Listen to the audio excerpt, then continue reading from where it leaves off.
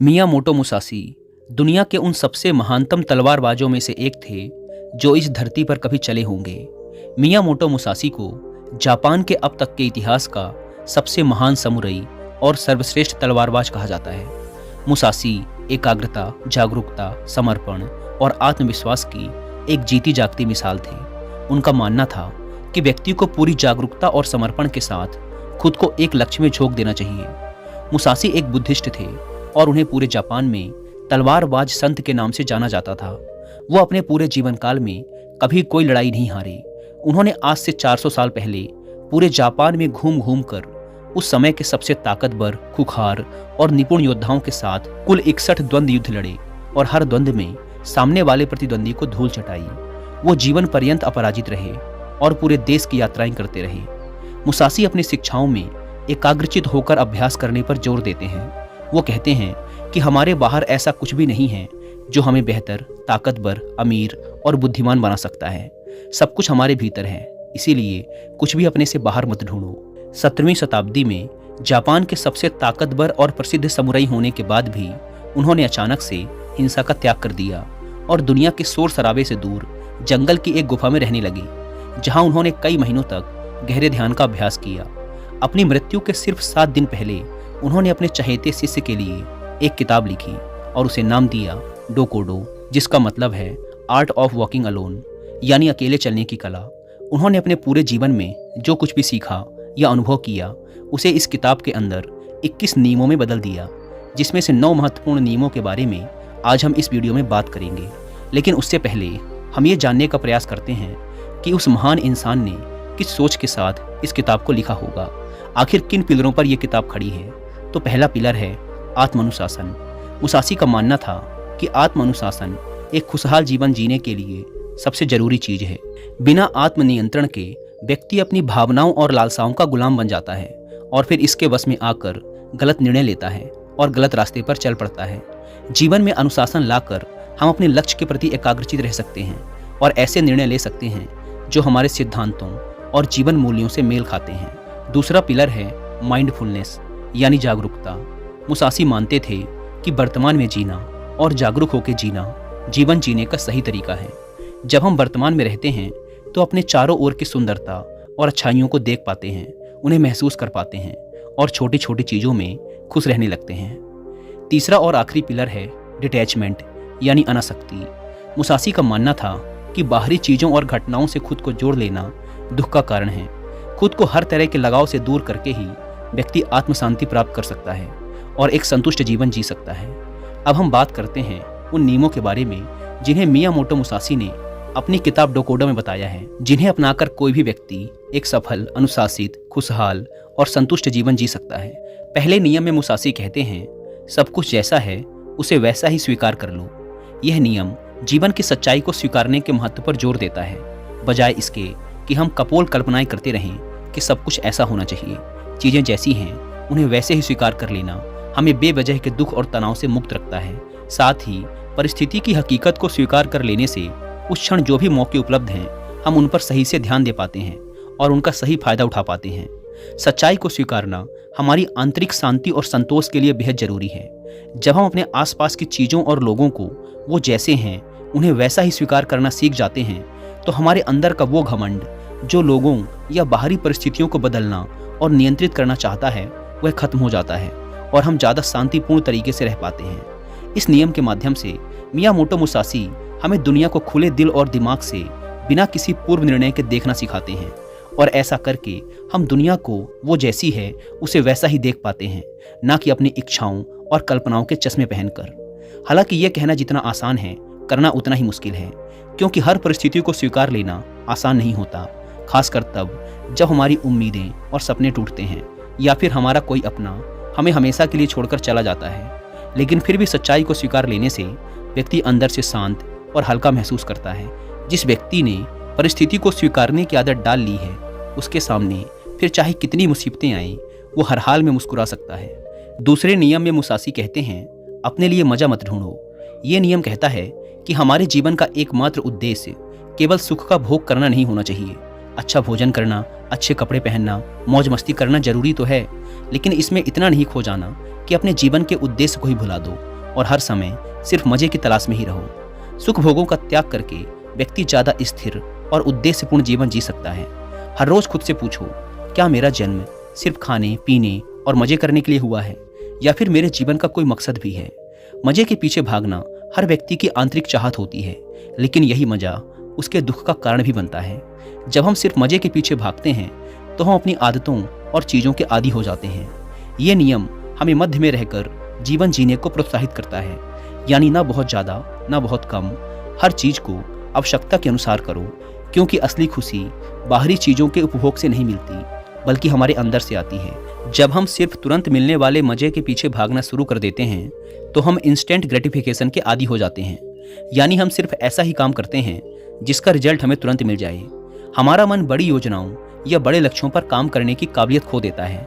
हम किसी भी काम में लंबे समय तक फोकस नहीं कर पाते और जीवन के बड़े लक्ष्यों को हासिल करने से चूक जाते हैं। दोस्तों, अगर आप भी अपने काम में लंबे समय तक फोकस नहीं कर पाते, आपका मन बार बार भटकता है, तो अपने फोकस को इम्प्रूव कैसे करें, इस बारे में डिटेल से जानने के लिए आप कुकू एफएम पर हिंदी में एक ऑडियो बुक भी सुन सकते हैं जिसका नाम है how to improve your focus. ये ऑडियो बुक आपको आपके दिमाग को बेहतर बनाने में हेल्प करेगी। आप ना सिर्फ ये जानेंगे कि हमारा दिमाग क्या क्या कर सकता है, बल्कि ये भी जानेंगे कि हम अपने दिमाग के साथ क्या क्या कर सकते हैं। और जिन्हें कुकू एफएम के बारे में नहीं पता, ये इंडिया का लीडिंग ऑडियो शो प्लेटफॉर्म है जहाँ पर 15 lakh plus active Hindi paid subscribers हैं और हर महीने 4200 घंटों से ज़्यादा का न्यू कंटेंट अपलोड कर दिया जाता है। कुकू एफएम पर आपकी और मेरी तरह लाखों लोग हर दिन 1.5 लाख घंटे से भी ज़्यादा का कंटेंट कंज्यूम करते हैं।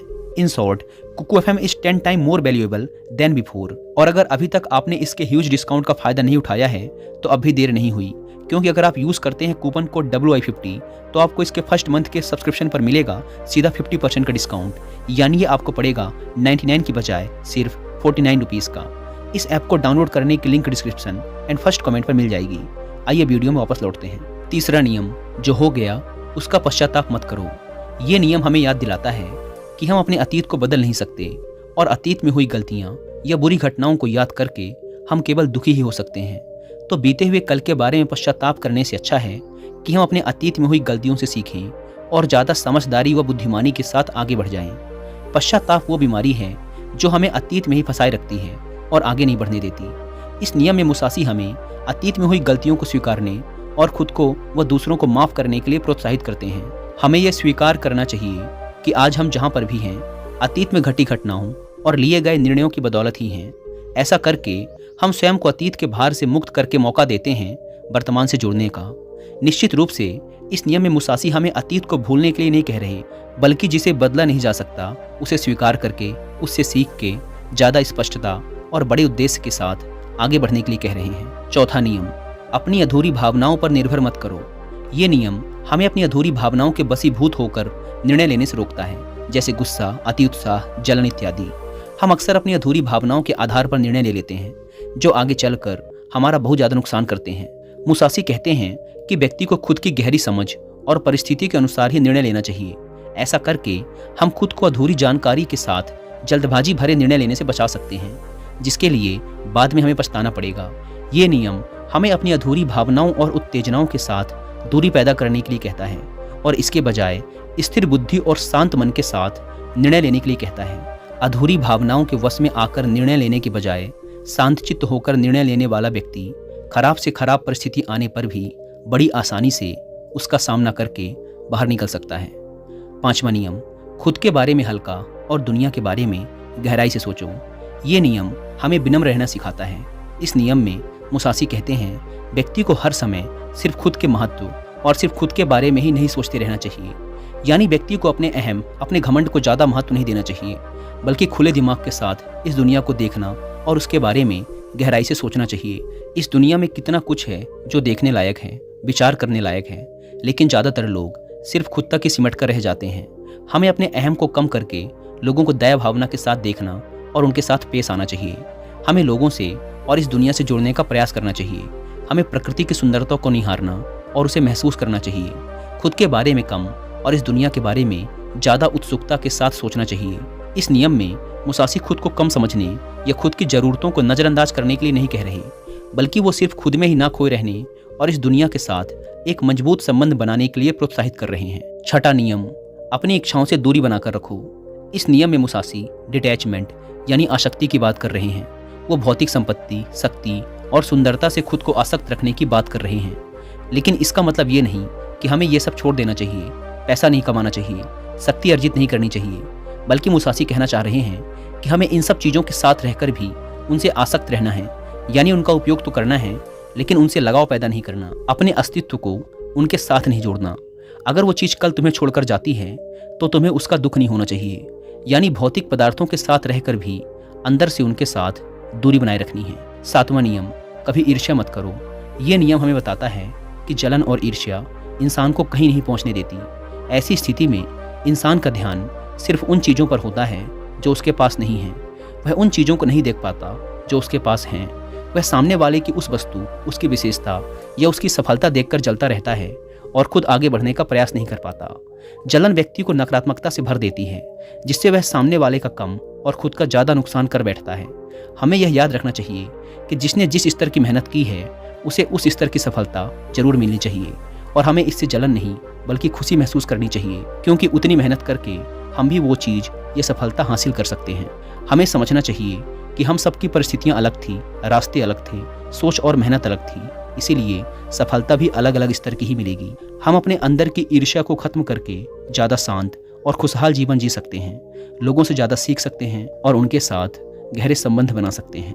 8वां नियम, अलग होने से कभी दुखी मत हो। इस नियम में मुसासी समझाना चाहते हैं कि अलग होना इस प्रकृति का एक स्थायी नियम है। हर किसी को कभी न कभी किसी न किसी से अलग होना ही पड़ेगा। ये जीवन अस्थायी है, ये दुनिया अस्थायी है और हमें इसे स्वीकार कर लेना चाहिए।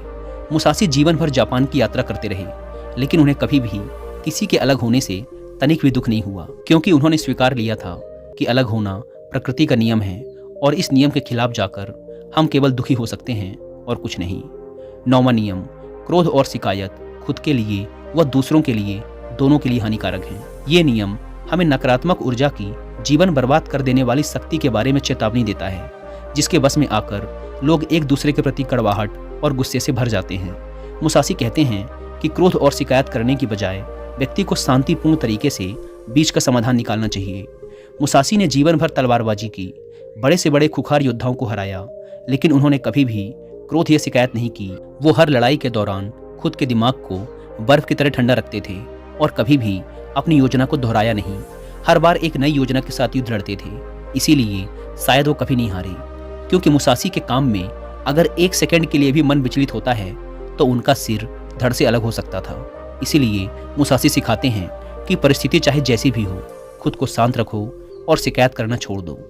दोस्तों, उम्मीद है कि आपको मियामोटो मुसासी की किताब डोकोडो के ये 9 नियम पसंद आए होंगे और आपने भी इनसे काफ़ी कुछ सीखा होगा। और वीडियो खत्म करने से पहले एक बार फिर याद दिला दूं कि कुकू एफएम पर how to improve your focus book की हिंदी ऑडियो बुक को सुनना ना भूलें और मंथली सब्सक्रिप्शन पर 50% डिस्काउंट के लिए आप WI50 कूपन कोड का इस्तेमाल भी कर सकते हैं। धन्यवाद।